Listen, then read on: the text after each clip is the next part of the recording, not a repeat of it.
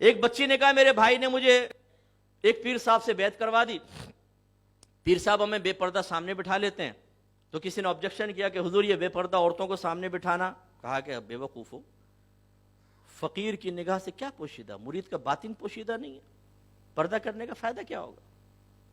واہ، دیکھا آپ نے یہ لاجک کتنی زبردست پیش کی۔ اب اس سے کہا تو اپنی بہن کو لا کے کسی کے سامنے کھڑا کر دے، وہ بھی پہنچا ہوا ہے، پردے کا فائدہ کیا ہے؟ اپنی بیوی کو سامنے لے کر آؤ۔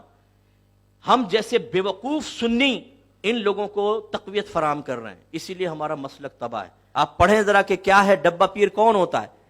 یہ جفی والی سرکار، چمی والی سرکار اور ڈنڈے والی سرکار، کتے والی، بلی والی، سگریٹ والی، الٹا لٹکنے والی سرکار، ماں بہن کی گالیاں دے رہے ہیں اور بنے ہوئے جی مرشد۔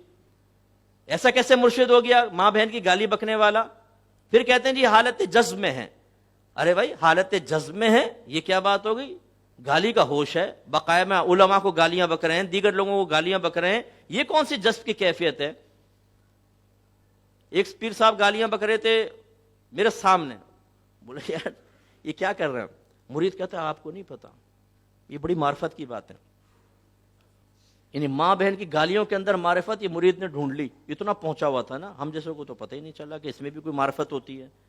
حرام ہے، یاد رکھیں، گالیاں دینا حرام ہے۔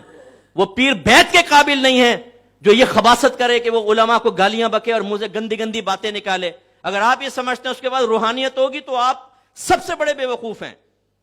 روحانیت نبی کریم صلی اللہ علیہ وسلم کے طریقے پہ چلنے میں ہے، آپ کی سیرت اپنانے میں ہے، نہ کہ آپ کی سیرت کا خون کر کے وہ اللہ کی بارگاہ میں مقبول ہو سکتا ہے۔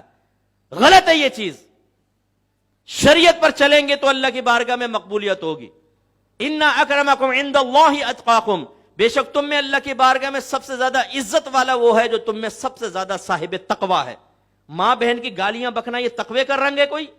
یہ تو تقوی کا خون ہے۔ ایسے الا ان اولیاء اللہ لا خوف علیہم ولا هم يحزنون، خبردار بے شک اللہ کے ولیوں کو نہ کچھ خوف ہے نہ کچھ غم ہے۔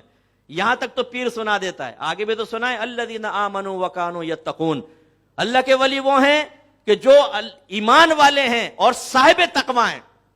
اس لیے مالک بن دینار رحمۃ اللہ علیہ فرمایا کرتے تھے اگر کوئی ہوا میں اڑے کوئی کمال نہیں، یہ تو مکھی بھی کر سکتی ہے، اگر کوئی پانی پہ چل کے دکھائے کوئی کمال نہیں، یہ تو ایک تنکا بھی کر سکتا ہے، اصل کمال یہ ہے کہ نبی کریم صلی اللہ علیہ وسلم کی شریعت کو اپنائے۔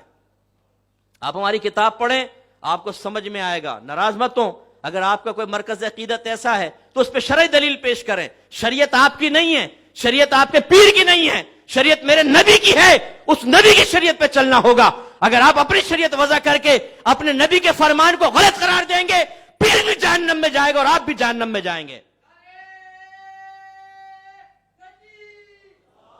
یہ ڈرامہ بنا لیا جی ڈنڈے والی سرکار، داڑھی غائب ہے، زلفیں بڑی بڑی ہیں، گلے میں مالائیں، انگوٹھیاں چڑھائی ہوئی ہیں، حق ہو کے نعرے لگا رہے ہیں۔ بچہ تو کچھ پریشان لگتا ہے، ہاں بابا پریشان، ادھر آ، یہ ڈنڈا مارا، جا بابا کی جیب بھر جا۔ ارے بھائی تم نے فراڈ کر رکھا ہے، تم نے شریعت کا مذاق اڑا رہے ہو۔ یہ مزارات پہ اکثر آپ کو مجاور ایسے نظر آئیں گے۔